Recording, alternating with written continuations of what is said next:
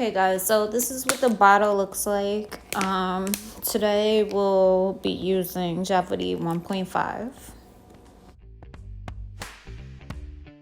As you can see, you have to shake well, which I did already. It's either JEVITY 1.5 or it's JEVITY 1.2. So here's the top where you spike it.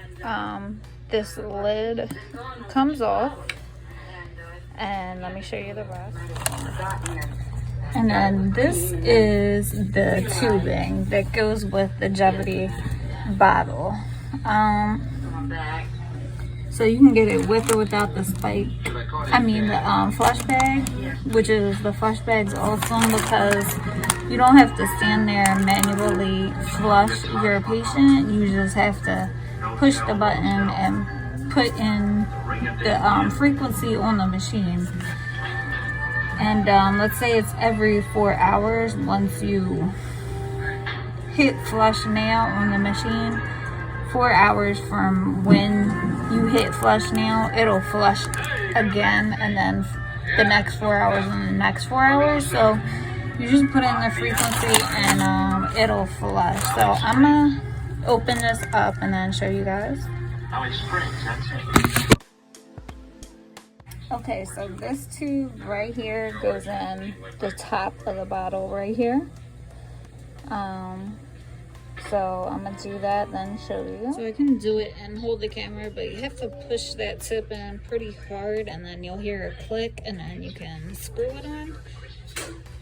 And then at this point, you can take it over and hang bottle and everything. Okay, I'm gonna hang the bottle up here and the flush bag here, and then I turn the machine on here and then load the set here. So I'll show you all that the best I can.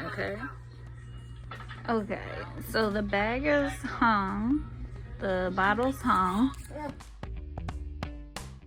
Okay, so here's the part that you're gonna put in here. Once you open this blue thing, you put that here, and then you put that around the other side. I'll show you what I mean in a second. So let's pop that open, and then this part right here where my pinky is, that's gonna face towards you, and then you just push that in there. Not really push it, but I'm gonna switch hands with the camera. And then this is hard doing one-handed.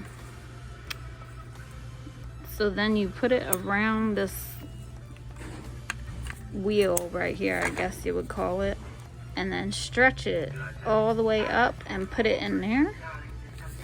And then make sure this part is out. Shut the door. You can hear it click. And then you're ready to turn it on. So I'm gonna clear this patient's settings so I can show you. I don't want to put her orders up here, so actually you can use your bottle to fill this flush bag. Okay, so I'm gonna do that, and then I'll come back and we'll set the settings. Okay, so I put enough in there for about 2 flushes, and then we can go ahead and prime the pump. And then you would do auto prime. And then if you leave the cap on, it will fly off, and it could hit your patient if it's angled right. So we'll take the cap off.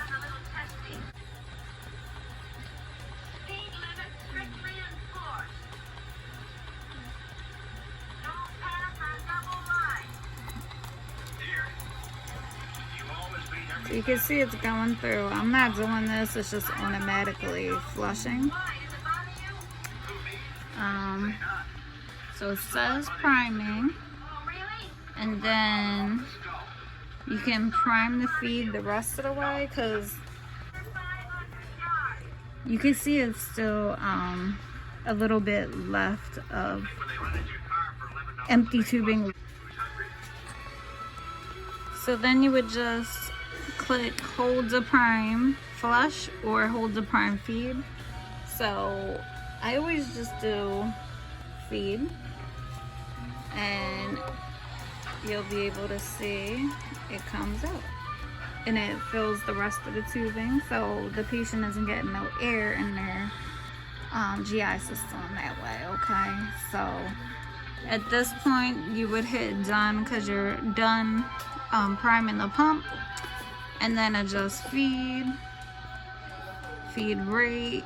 You put in their patient's rate per hour, and then let's just say it's 45, and let's say it's 8,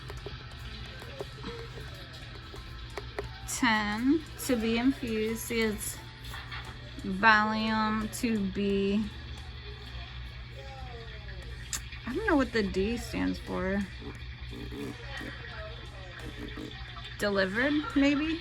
Volume, but I always say infused even though it's not IV. But volume to be delivered, I believe. Doesn't really matter. So we have the feed rate, we have the volume to be delivered, and then you can go ahead and hit done, because you did the feed rate. Now you have to do the flush if you have the flush bag. So once you do the feed rate, then go to the flush,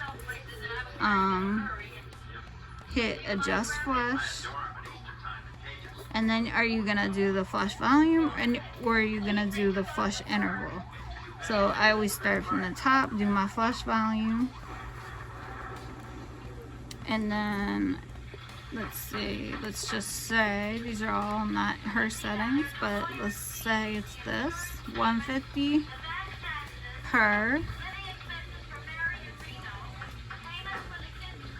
6 hours. So you have all their settings, and then when it gets to 810, it'll stop delivering the feed. If you don't put this in, it'll continue to deliver. If you don't, our flush volume and interval, and then you're good to hook up the patient, check their placement and all that, hook up the patient, and then you would hit run. Okay, and if you ever want to stop running it, you would hit hold.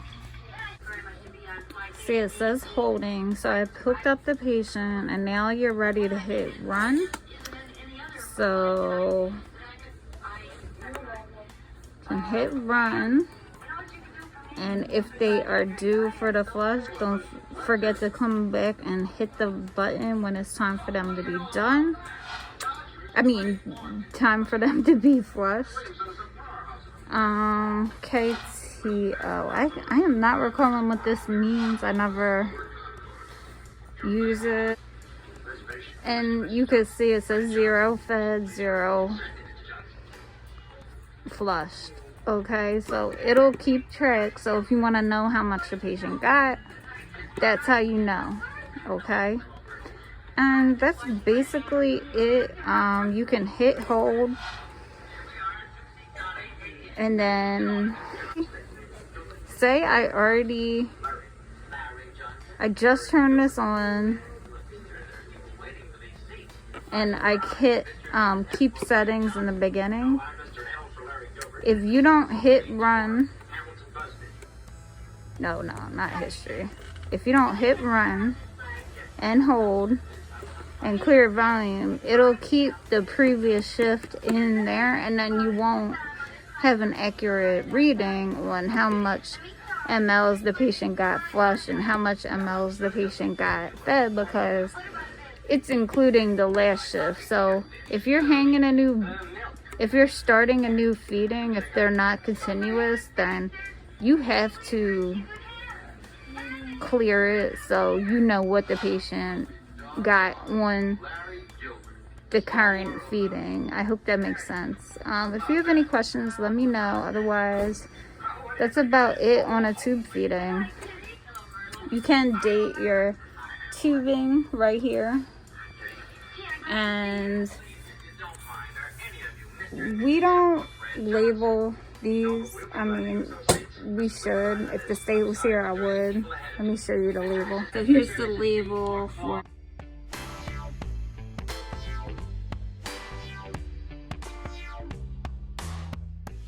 And that's basically it. So if you have any questions, let me know. Okay, guys? Talk to you soon. Bye.